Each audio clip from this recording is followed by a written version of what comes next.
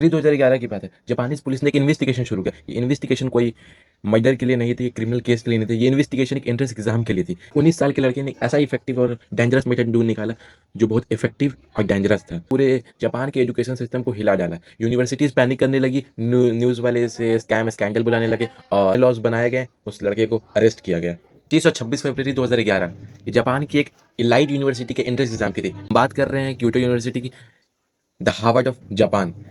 ये एग्ज़ाम इतना टफ था कि उस वक्त जे एडवांस इंडिया का एडवांस भी सबसे टफेस्ट लगे, आसान लगे। हज़ारों स्टूडेंट्स कुछ मुट्ठी भर सीट्स के लिए कम्पिटिट कर रहे थे।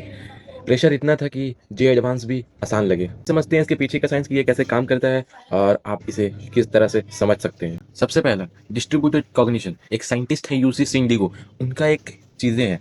वो कहते ये हैं कि सोचना और समझना दिमाग का काम नहीं है, ये एक नेटवर्क का काम है। जैसे एक पायलट अकेले पूरे प्लेन को नहीं उड़ा सकता, उससे उड़ाने के लिए इंस्ट्रूमेंट्स और एक ट्रैफिक कंट्रोलर की मदद लेनी पड़ती है। वैसे ही थिंकिंग, पूरे सिस्टम को कंट्रोल करने के लिए सिस्टम की जरूरत पड़ती है, ना कि एक पार्टिकुलर पर्सन की जरूरत पड़ती है। अकेले पढ़ने से आप ब्लाइंड स्पॉट्स में फंस जाते हो। अगर आप ग्रुपिंग में पढ़ो तो आप उसमें एक तरह तरह के लोग, तरह तरह के स्टूडेंट, तरह तरह के क्रिएटिव माइंडसेट लाते हैं, जिससे आप अपना क्रिएटिव बना के एक बड़ा बदलाव ला सकते हैं। दूसरा, द जनरेशन इफेक्ट। आप इन्फो सबसे ज्यादा तब याद रखते हो जब आप खुद से जनरेट करते हो, जब आप उसे विजुअलाइज कर सकते हो, जब आप उसे समझा सकते हो। अगर आप किसी सवाल को ढूंढने में स्ट्रगल कर रहे हो, आपको नहीं मिल रही है, लगता है वो चाहे शुरू में गलत हो, पर वो अगर आप उसके लिए स्ट्रगल करते हो, आप उसे ज्यादा से ज्यादा ढूंढते हो, तो दिमाग की रिटेंशन स्काई रॉकेट हो जाती है, जिसकी वजह से आपको एक सवाल में एक बूस्ट बूस्ट दिखाई देता है। नोट्स पढ़ना या हाईलाइट करना यूजलेस है।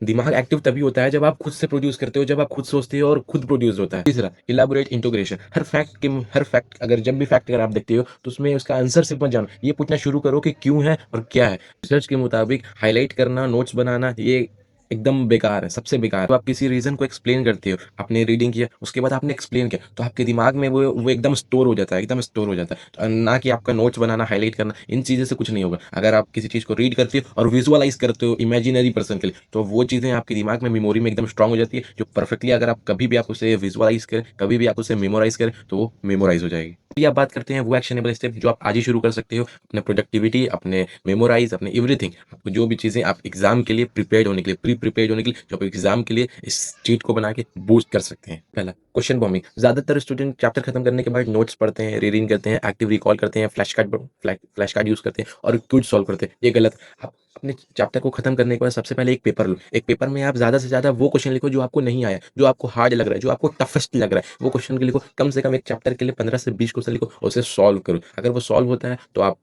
बेटर है उन चैप्टर में, आपका वो सच में खत्म होगा। अगर वो सॉल्व नहीं हो रहा है, अगर आप नोट्स पढ़ते हैं, तो आई थिंक बेटर नहीं है। दूसरा, द व्हाट्सएप वार रूम।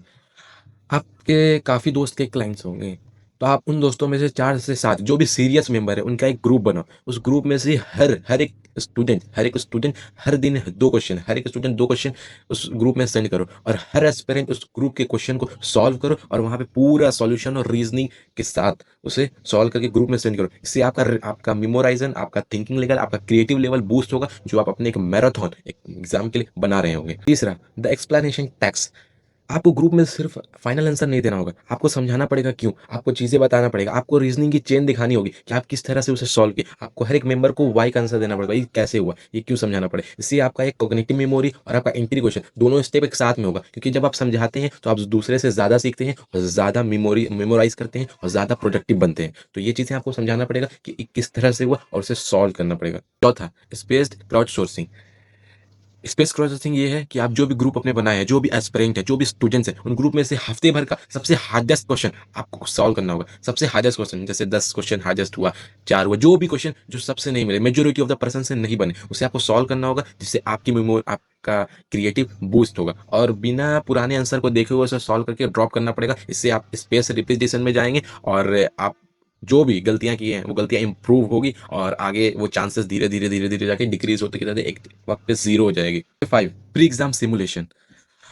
हर महीने हर एक एस्पिरेंट, हर एक स्टूडेंट एक टेस्ट बनाएगा। वो टेस्ट क्वेश्चन, वो उसमें वो क्वेश्चन रखेगा जो आपके पूरे महीने सॉल्व नहीं हुए, वो हार्डेस्ट क्वेश्चन जो आपको सॉल्व नहीं हुए और मेजोरिटी पीपल से सॉल्व नहीं हुए, और उन्हें सॉल्व करेगा एक पीडीएफ के फॉर्म में या एक सॉफ्टवेयर के फॉर्म में, जो भी एक फॉर्म में एक टेस्ट को स्वैप करेगा, जिसको वो सॉल्व करेगा वो क्वेश्चन को बिना पुराने आंसर को देखे हुए। और उसे सॉल्व करने के बाद वो जब सॉल्व करेगा, जब वो एग्जाम में जाएगा, तो वो एकदम वेल प्रिपेयर्ड रहेगा, जिससे वो अगर एग्जाम में जो भी क्वेश्चन देखेगा तो कहेगा ये क्वेश्चन तो मैं सॉल्व कर चुका हूँ, जिससे आप बेटर परफॉर्म कर सकते हैं और बेटर मार्क्स कर सकते हैं।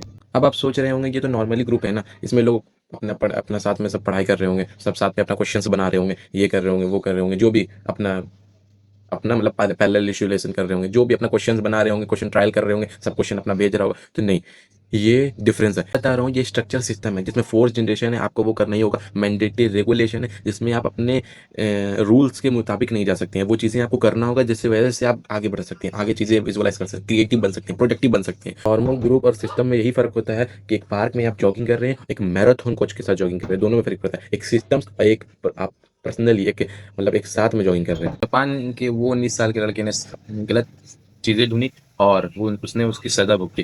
तो यही चीज़ें हैं कि हमें वो सिस्टम्स में काम नहीं कर रहा, वो अकेले काम नहीं कर रहा था, वो एक सिस्टम्स में काम कर रहा था, जो अपने क्वेश्चन को एक ग्रुप में भेजकर आंसर लेकर वो ज़्यादा से ज़्यादा प्रोडक्टिव, ज़्यादा से ज़्यादा क्रिएटिव बन रहा था। इंडियन एजुकेशन सिस्टम में हम ग्लोरीफाई करते हैं जो एक अकेला स्टूडेंट, एक लोन स्टूडेंट अपने कमरे में बंद होकर 16-16 घंटे पढ़ता होता है, फिर हम कह रहे होते हैं बर्नआउट होता है। शायद आंसर ज़्यादा पढ़ने में नहीं, शायद आंसर साथ में पढ़ने में। तो इसीलिए आप साथ में, आप अपने ग्रुप में जो भी सीरियस स्टूडेंट हैं उनको एक ग्रुप में ऐड करें और आज ही शुरू करें, क्योंकि फ्यूचर आपको अगर बनाना है तो वो आज शुरू करना पड़ेगा। और उस सीरियस स्टूडेंट को ऐड करके जितने भी स्टेप्स मैंने पहले बताई उसे आप फॉलो कर सकते हैं। बेहतर स्टूडेंट वो है जिसके पास सारे आंसर हो, पर वो सारे आंसर जानता हो तब पर भी वो अच्छे सवाल पूछता हो, ना कि बनाता हो। अच्छे सवाल पूछता हो, उसके आंसर्स को जान के अपने लाइफ को बेटर करता हो, क्योंकि ये सिस्टम अकेले काम नहीं करेगा। तो आज ही वो व्हाट्सएप ग्रुप बनाओ और अपने सीरियस स्टूडेंट्स को ऐड करो, क्योंकि अगर आप आज बनाते हो तो आप खुद 30 दिन के बाद बेटर अंडरस्टैंडिंग और अपने लाइफ में फ़र्क देखोगे।